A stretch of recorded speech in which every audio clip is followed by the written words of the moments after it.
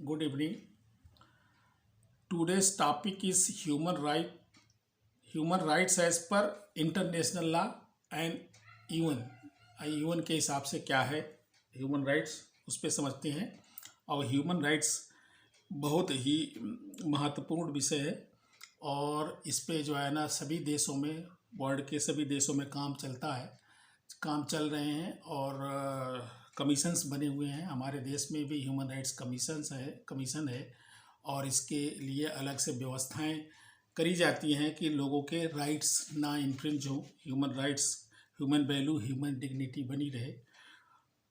Unlike the league of Nations, the United Nations incorporated the principle of respect for human rights into its charter, जो उनके charter है उसमें affirming respect for human rights and fundamental freedoms for all without regard to race, sex, language or religion। इन सब पे race पे किसी race का means जाति या किसी तरह से जो है ना उनको रेस में रेशियल कोई डिस्क्रिमिनेशन ना हो, सेक्स पे कोई डिस्क्रिमिनेशन ना हो, लैंग्वेज पे ना हो, रिलीजन पे ना हो, इन सब पे लेते हुए और फंडामेंटल फ्रीडम फॉर ऑल के मेन थीम को लेते हुए according to the charter the general assembly is charge with initiating studies and making recommendation and ECOSOC, जिसको इकोनॉमिक एंड सोशल काउंसिल बोलते हैं, यूएन की है, is responsible for establishing commission to fulfil this purpose. और इस purpose को प्राप्त करने के लिए ये ECOSOC economic and social council specially है जो इस पर काम करती है। Consequently the commission on human rights originally chaired by, जो भी जिस तरह से बातचीत चल रही थी पहले, बहुत पहले की बातें हैं, 1945 के आसपास की है, तो originally chaired by the Eleanor Roosevelt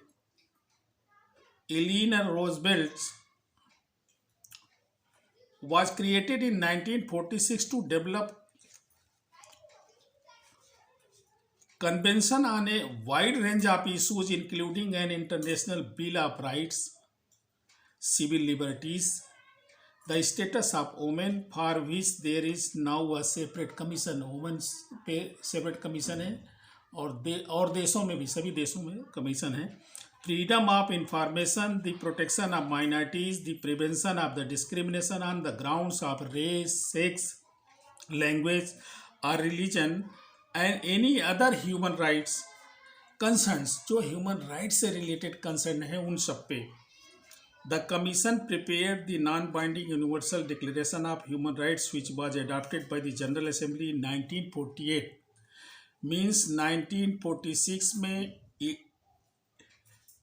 Eleanor Roosevelt के टाइम में 1946 में कन्वेंशन में बातें हुई, चर्चा हुआ, लेकिन ये एडॉप्शन कहाँ जनरल असेंबली ने लिया? 1948 में लिया।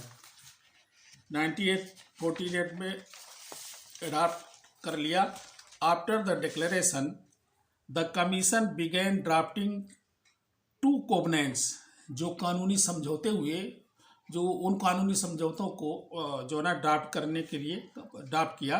One on civil and political rights, 2 covenants थे। तो पहला क्या था? सिविल एंड पॉलिटिकल राइट्स पे था। दूसरा था इकोनॉमिक एंड कल्चरल राइट्स पे। सिविल एंड पॉलिटिकल आप समझ रहे हैं कि सिविल के जो राइट्स हैं और पॉलिटिकल राजनीतिक ग्रुप के जो राइट हैं, और इकोनॉमिक एंड सोशल, वो इकोनॉमिक एंड सोशल फिलासफीज पे डिपेंड करते हैं, इसलिए उनको जो है ना उस पर किया। Difference in economic and social philosophies hampered effort to reach agreement, क्योंकि इकोनॉमिक एंड सोशल जो फिलासफी है वो हर देश की, जो भी देश इनसे जुड़े हुए हैं, यूएन से जुड़े हुए हैं, सबकी बहुत डिफर है, तो उस पर एग्रीमेंट नहीं बन पाया था, जिसकी वजह से थोड़ा उसमें टाइम लगा, इम्प्लीमेंट होने में नहीं हो पाया था, उस समय डिसाइड भी नहीं हो पाया था। International covenant on economic, social and cultural rights and the international covenant on civil and political rights in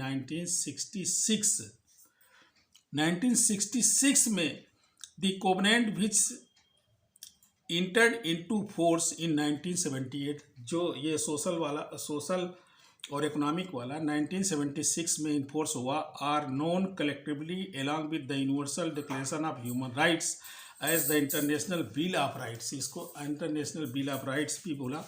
although all they have stated support for the 1948 declaration, सभी देशों ने बोला था सपोर्ट करने के लिए, एंड ऑल ऑब्जर्व और have ratified the two covenant, दोनों कोवेनेंट को उन्होंने रेटिफाई भी किया था। In general western countries have favoured civil and political rights, western countries ने सिविल और पॉलिटिकल राइट्स को फेवर किया है। राइट टू लाइफ, इसमें है liberty, freedom from slavery, arbitrary arrest है, freedom of opinion and peaceful assembly है, and the right to vote, right to vote भी था।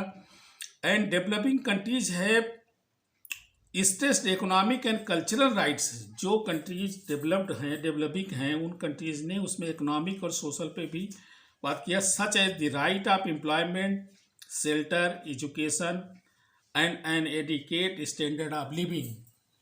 सोशल है, एजुकेशनल है, शेल्टर के लिए है, एम्प्लॉयमेंट के लिए है, तो ये इकोनॉमिक बेस हुआ ना। The commission on human rights and its sub commission meets annually in Geneva to consider a wide range of human rights issues. Human rights violations are investigated by, वो किससे investigate किए जाते हैं?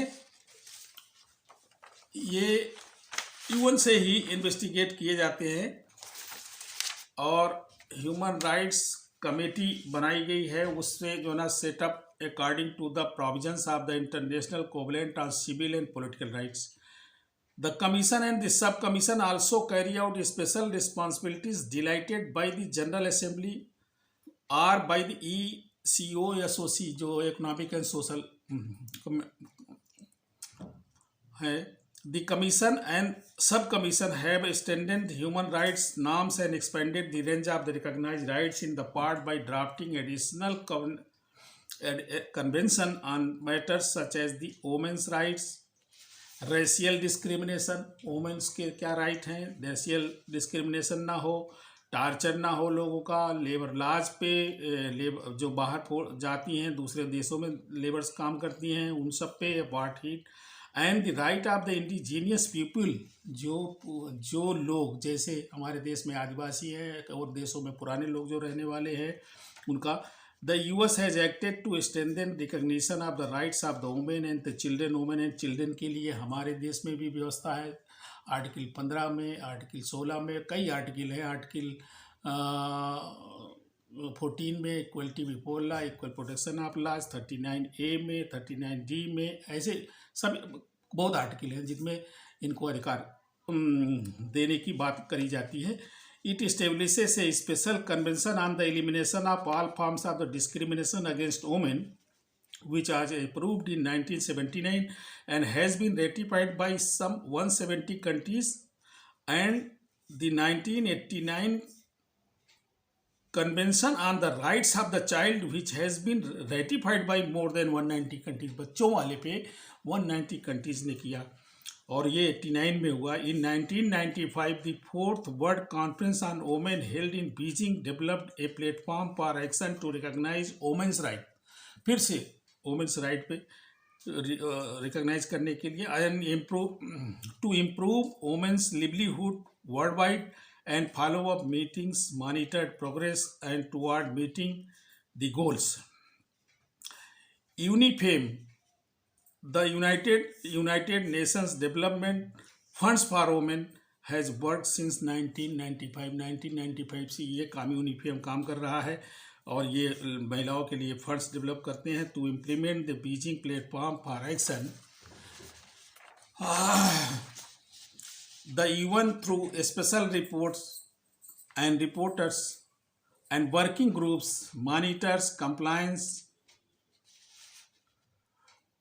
with human rights standards। In 1993 the General Assembly established the post of High Commissioner for Human Rights। Human rights के लिए UN ने high commissioner भी नियुक्त किया, जिसे UNSCHR, which is the focal point with the UN Secretariat for Human Rights Activity।